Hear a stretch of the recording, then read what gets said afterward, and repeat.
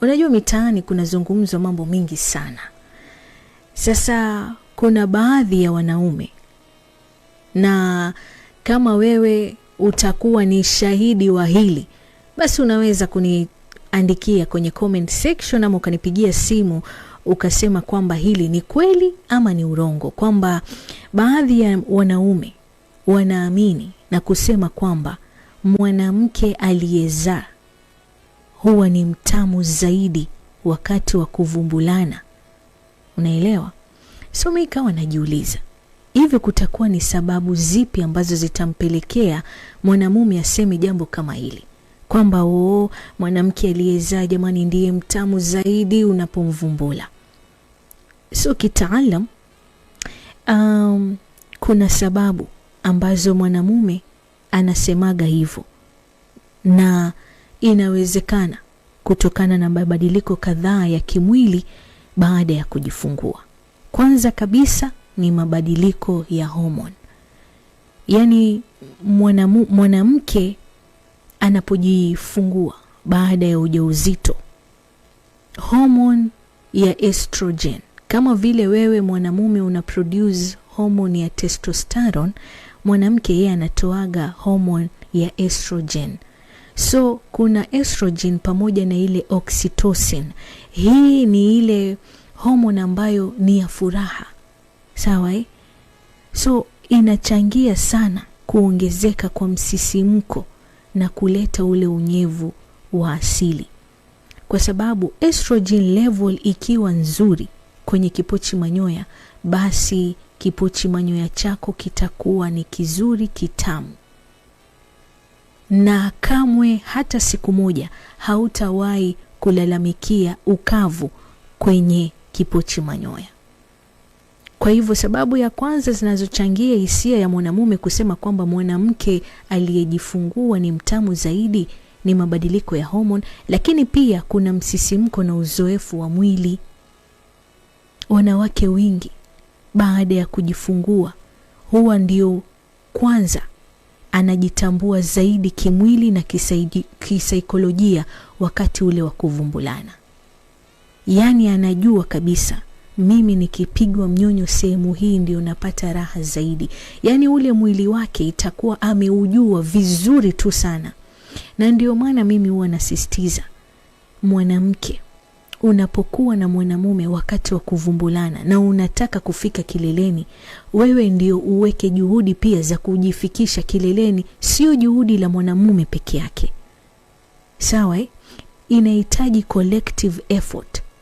Na ukishajua kwamba mimi mume wangu amenikunja, akaniroli, akanisonda, akanimumunya, lakini akiniweka hivi ndio ni rahisi kwangu kufika kileleni, shehe, kwa milia hapo. Yaani wewe ukishajitambua kwamba ni mkao huu wa kuvumbulana ndio unanisaidia mimi kufika haraka kileleni, kwa milia, yani muache kugeuza kuroli, lakini umwambie yote 9-10, baba nipatie Hanisi style. Sawa Ama baba we niweke popo nyundo, manake mimi mwenyewe nataka kukojoa. Ushaelewa? So ni rahisi sana, kwa sababu ule msisimko wa uzoefu kimwili. Lakini pia kuna ile misuli ya pelvic floor, ikiwa inaimarishwa kwa mazoezi ya Kegel exercise. Kwa sababu unajua, inasemekana na ndivyo ilivyo, ya kwamba mwanamke aliyejifungua uke wake huo umetanuka, lakini ni kutokana na uzembe wake yeye mwenyewe akubali misuli iendelee kulegea. Na ndiyo maana unaambiwa ufanye Kegel exercise. Sawa Ili mwanamume anapokuvumbula apate utamu wa kuifinyia kwa ndani. Huwezi kabisa, yani hautoweza mwanamke mwenzangu kuifinyia kwa ndani kama misuli yako imelegea. Na the only way kufanya misuli yako irejee ni kwa kufanya Kegel exercise. Labda nikupatie taswira ya Kegel exercise, lakini pia kuifinyia kwa ndani. Kegel exercise, unapokwenda chooni mwanamke mwenzangu, usikojoe tu yani kama mfereji umeufungua hapana. kojoa, uzuie mikojo kwa sekunde 15, achilia kidogo, unazuia tena kwa sekunde 15, unaachilia, vitu fulani kama hivyo. Ukishamaliza kukojoa, ukishajisafisha, hilo ndio unatakiwa uwe zoezi unalolifanya. Unabana misuli, sawa, una hold misuli yako kwa sekunde 15, 20, unaachilia, una hold, sawa, sekunde 15 mpaka 20, ukiachilia, una hold, sawa, sekunde 15 mpaka 20, unaachilia. Hilo ndio zoezi la Kegel exercise. Kegel exercise kwa mwanamke uliyejifungua na kwamba umetanuka uke wako, itakusaidia ile misuli ya uke kurejea, ili mwanamume wako atakapokuvumbula iwe unaweza kuifinyia kwa ndani. Kuifinyia kwa ndani, nikikupatia taswira, unanisikiliza lakini pia unanitazama. Umeenda dukani ukanunua ile pipi, sawa, ya kijiti. Baada ya kuitoa karatasi, si huwa unaisonda. So utaangalia mwenyewe, ni kuisonda, ni kuimumunya, ni kuiramba. Almuhimu yani unaitia mdomoni, alafu unafanya kama kuimumunya fulani, yani